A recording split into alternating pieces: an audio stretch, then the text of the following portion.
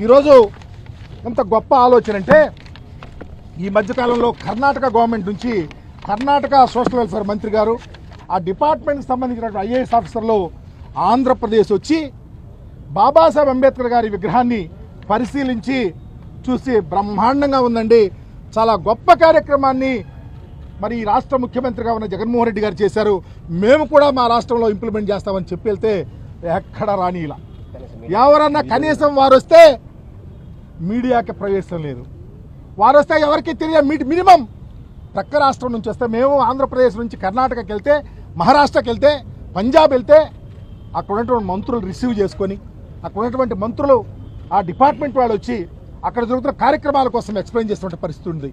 కానీ ఇక్కడ ఎందుకు వెళ్ళలేకపోయారు, ఇక్కడ అధికారులు ఎందుకు వెళ్ళలేకపోయారు, మంత్రి వారితో ఎందుకు కలవలేకపోయారంటే మీ అధైర్యం, అపనమ్మకం, మీ యొక్క చేతకారితనం బయటపడుతుంది, జగన్మోహన్ రెడ్డి గారి గొప్ప ఆలోచన బయటకు వస్తుందని చెప్పేసి ప్రశ్న కూడా రాని ఇలా చూడండి.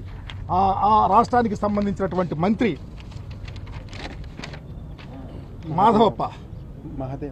మహదేవప్ప గారు, అలాగే ఐఏఎస్ ఆఫీసర్స్ ఇద్దరు ఈ రాష్ట్రానికి వచ్చి బ్రహ్మాండంగా బాబాసాహెబ్ అంబేద్కర్ గారి విగ్రహాన్ని ఏర్పాటు చేశారని శభాష్ జగన్మోహన్ రెడ్డి అని చెప్పినటువంటి పరిస్థితి. ఎందుకు మీరు ప్రక్కతో పట్టిస్తా ఉన్నారో అర్థం కావట్లా. అందుకని దయచేసి మా విన్నపం, వైఎస్ఆర్ కాంగ్రెస్ పార్టీ డిమాండ్ చేస్తూ ఉంది, బాబాసాహెబ్ అంబేద్కర్ గారి విగ్రహాన్ని కాపాడమని. ఆలోచనను, గొప్ప ఆలోచనలు ఎక్కడెక్కడ ఏ పని ఆగిపోయిందో ఇంటోటో త్వరితగతిన ఇంప్లిమెంట్ చేయమని డిమాండ్ చేస్తూ ఉన్నాం. దీనిని సంబంధిత మంత్రి ముఖ్యమంత్రి గారు సమాధానం చెప్పాలని కూడా డిమాండ్ చేస్తూ ఉన్నాం.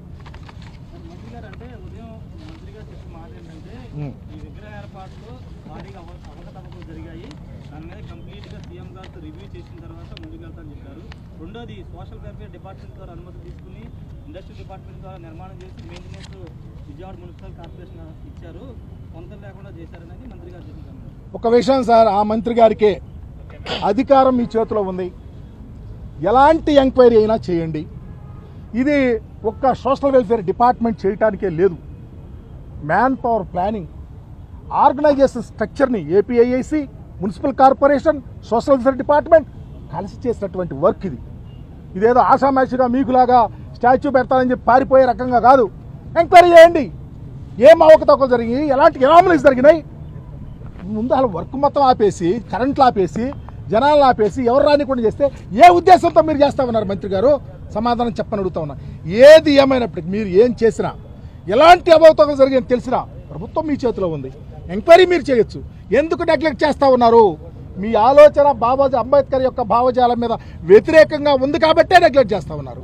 ప్రజలు కళ్ళు లేని కబోజులు కాదు. చూశారు ఇంతకాలం జగన్మోహన్ రెడ్డి గారు ముఖ్యమంత్రిగా ఉండి ఈ స్టాచ్యూని అన్వీల్ చేసిన తర్వాత ఈ రాష్ట్రంలో ఏ విధంగా ఉంది, ఎంతమంది జనం వచ్చారు, ఎవరెవరు వచ్చారు, ఎట్లా వచ్చారు అందరికీ తెలుసు. ఏదో కళ్ళు లేని కబోజుల్లాగానో లేకపోతే నోరుండి మాట్లాడలేనటువంటి వాళ్ళలాగా కాదు. ఇది చాలా ప్రాంప్ట్గా, సిస్టమేటిక్గా, చాలా ఫేజ్డ్ మేనర్లో, చాలా గొప్ప ఆలోచనతో చేసినటువంటి ఎక్సర్సైజ్ ఇది.